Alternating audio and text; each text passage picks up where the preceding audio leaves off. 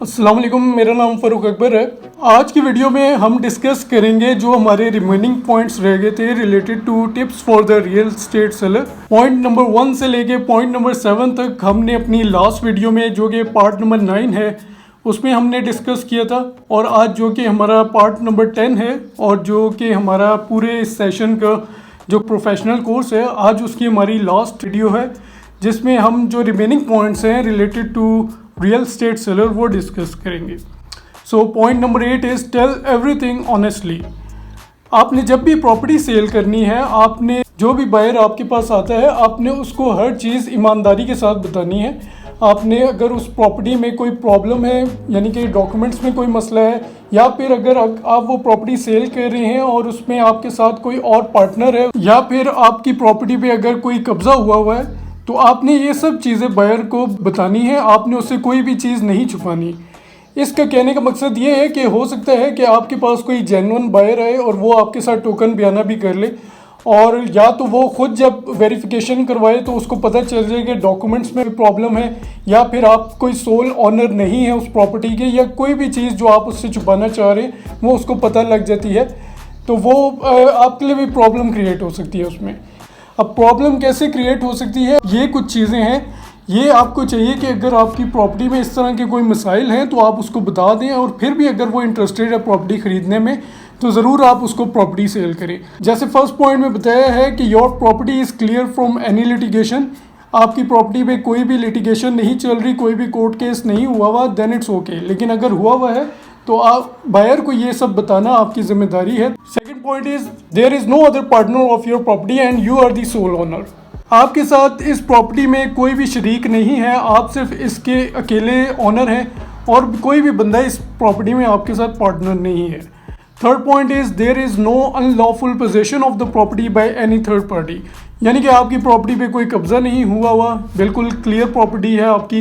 You have not made the agreement with any other party against the same property.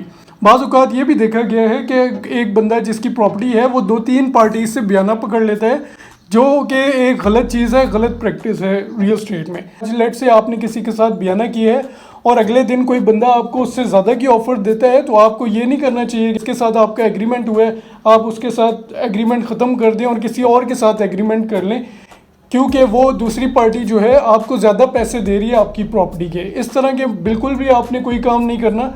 आपका जब किसी के साथ कोई एग्रीमेंट हो जाए तो आपने उसको बिल्कुल अपनी डील को क्लोज़ करना है, और आपने बिल्कुल भी लालच में नहीं आना। जो भी प्रॉपर्टी की डील है उसको फेयरली लेके चलना है। Point number 5 is all the dues of the property are clear.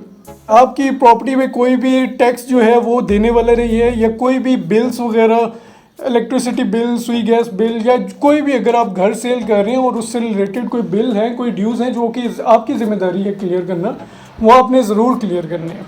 Point number 9 है फॉलो द प्रोसीजर। कोर्स में मैंने जितने भी पॉइंट्स डिस्कस किए हैं उसमें हमेशा मेरा फोकस यही होता है कि आपने जो भी रियल एस्टेट ट्रांजैक्शन करनी है उसमें आपने प्रॉपर एक प्रोसीजर फॉलो करना है।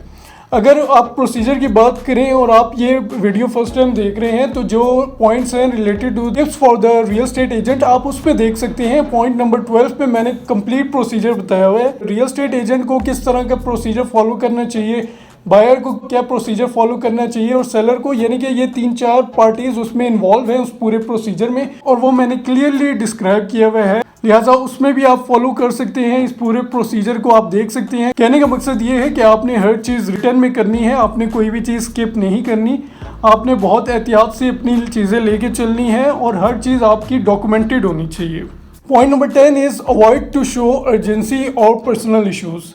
इस तरह काफ़ी दफ़ा देखा गया है कि जब सेलर का कोई पर्सनल इशू होता है या कोई फाइनेंशियल प्रॉब्लम्स की वजह से वो अपनी प्रॉपर्टी सेल करना चाह रहा है, और वो अपनी जो भी मसाइल हैं वो या तो रियल एस्टेट एजेंट को बता देता है कि क्यों वो ये प्रॉपर्टी सेल करना चाह रहा है, या फिर वो बायर के साथ ये पॉइंट्स डिस्कस कर लेता है कि वो क्यों अपनी प्रॉपर्टी को जल्दी सेल करना चाह रहा है और उसको फाइनेंशियल कोई रिक्वायरमेंट है जिसकी वजह से वो प्रॉपर्टी सेल करना चाह रहा है। तो जब दूसरी पार्टी को ये पता चल जाता है, बायर को या रियल एस्टेट एजेंट को, तो वो आपकी इस कंडीशन से फ़ायदा उठाने की कोशिश करते हैं, और जब सेलर को इस तरह के कोई मसाइल फेस करना पड़ते हैं, आपने बिल्कुल भी अपने वो इश्यूज़ किसी से डिस्कस नहीं करने। क्योंकि अगर आप वो बायर को बता देंगे या फिर रियल स्टेट एजेंट को बता देंगे अपने फाइनेंशियल इश्यूज, तो हो सकता है कि वो आपको आपकी प्रॉपर्टी की सही वैल्यू ना दें। हो सकता है कि आपकी प्रॉपर्टी है, एक घर है जो आप सेल करना चाह रहे हैं जिसकी मार्केट वैल्यू 20 मिलियन है, लेकिन आपने अब चूंकि अपने जो भी फाइनेंशियल इश्यूज हैं वो डिस्कस कर लिए हैं बायर या रियल स्टेट एजेंट के साथ, तो वो अब आपको बहुत ही मार्केट से कम रेट पे ऑफर देंगे। लेट से हो सकता है कि बायर आपको आपकी प्रॉपर्टी की ऑफर 15 मिलियन, 14 मिलियन और इस तरह बिलो द मार्केट वैल्यू आपकी प्रॉपर्टी की ऑफर दें, जो आपके लिए रीज़नेबल नहीं है और जिसमें आपको लॉस होने का भी बहुत ज़्यादा चांसेस हैं। लिहाजा आपने जो भी आपके इश्यूज़ हैं और जिस भी वजह से अगर आप कोई प्रॉपर्टी सेल करना चाह रहे हैं, तो वो इशू आपने किसी के साथ बिल्कुल भी डिस्कस नहीं करना। Next point is be positive and be flexible. As a seller आपने हमेशा फ्लेक्सिबल रहना है, आपने हमेशा पॉजिटिव एटीट्यूड शो करना है कि आप वाकई ही अपनी प्रॉपर्टी को सेल करना चाह रहे हैं। ये इसलिए ज़रूरी है क्योंकि देखा गया है कि जब आप as a real state seller अपनी प्रॉपर्टी सेल करने जा रहे होते हैं, तो बहुत ज़्यादा हमने देखा है कि सेलर्स जो है वो रिजिड होते हैं, वो निगोशिएट नहीं करते और वो एक ही प्राइस पे जो है लॉक हो जाती है। लेट से आपका एक घर है या आपकी एक प्लॉट है जो कि 20 मिलियन में आप सेल करना चाह रहे हैं, आपको एक जेन्युइन बायर एक ऑफर देता है, लेट से वो आपको 19.5 मिलियन की ऑफर देता है, जो कि एज पर मार्केट वैल्यू ठीक आपको ऑफर दी है उसने। लेकिन आप क्या करते हैं कि आप उस ऑफर को डिनाई कर देते हैं। आप कहते हैं कि आपने अपनी प्रॉपर्टी की जो डिमांडिंग प्राइस है जो कि 20 मिलियन है, उससे आप 1 रुपया भी कम नहीं करेंगे। तो इस केस में क्या होता है कि बायर अगर वो प्रॉपर्टी लेना चाह रहा है तो वो देखता है कि सेलर फ्लेक्सिबल नहीं है या वो इस तरह रिजिड है, तो बायर वो फिर प्रॉपर्टी परचेज नहीं करता, जिसका अल्टीमेटली नुकसान सेलर को ही होता है। लिहाजा आपने हमेशा प्रॉपर्टी सेल करते हुए फ्लेक्सिबल रहना है, आपने हमेशा पॉजिटिवली बायर के साथ डील करना है। Point number 12 is sell your property eight realistic price. जैसे कि हमने पहले भी ये पॉइंट डिस्कस किया था कि आपने जब भी प्रॉपर्टी सेल करनी है, आपने प्रॉपर्ली जो है मार्केट नॉलेज गेन करना है। आपने ये चेक करना है उस टाइम में आपकी प्रॉपर्टी की क्या वैल्यू चल रही है मार्केट में, और आपने मार्केट प्राइस के इक्विवेलेंट या फिर थोड़ी सी मार्केट प्राइस से कम प्राइस पे अपनी प्रॉपर्टी जो है उसको सेल पे आपने लगा देना है। क्योंकि लेट से अगर आपकी प्रॉपर्टी की जो मार्केट प्राइस है वो 20 मिलियन है, लेकिन आप अपनी प्रॉपर्टी की जो डिमांड है वो 25 मिलियन करते हैं, तो उस केस में आपकी प्रॉपर्टी जल्दी सेल नहीं होगी। लेकिन आप अगर थोड़ा सा अक्लमंदी से काम लेते हैं, अगर आप 20 मिलियन के बजाय 19.5 मिलियन डिमांड करते हैं, तो हो सकता है कि आपकी प्रॉपर्टी 19.5 मिलियन में ही सेल हो जाए।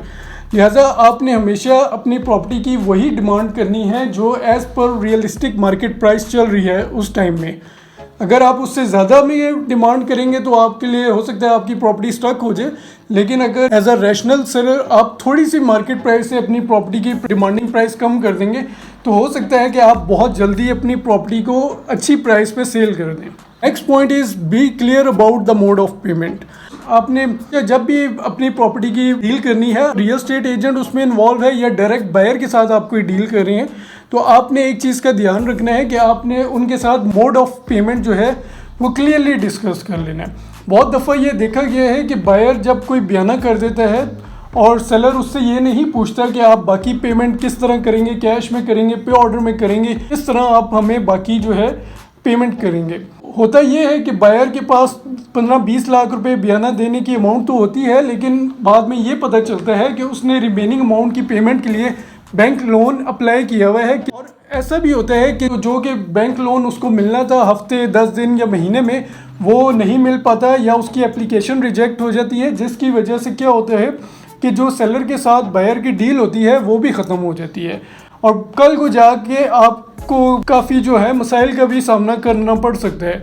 लिहाजा जब भी आप प्रॉपर्टी की डील करते हैं, आप क्लियरली जो दूसरी पार्टी है, जो बायर है और या फिर रियल स्टेट एजेंट इन्वॉल्व है, आप उनसे क्लियरली डिस्कस कर लें कि बाकी पेमेंट आप किस तरह करेंगे मुझे, ताकि आपको कल को जाके कोई भी प्रॉब्लम फेस ना करना पड़े। Point number 14 is don't change your mind और डिमांड ऑफ प्रॉपर्टी।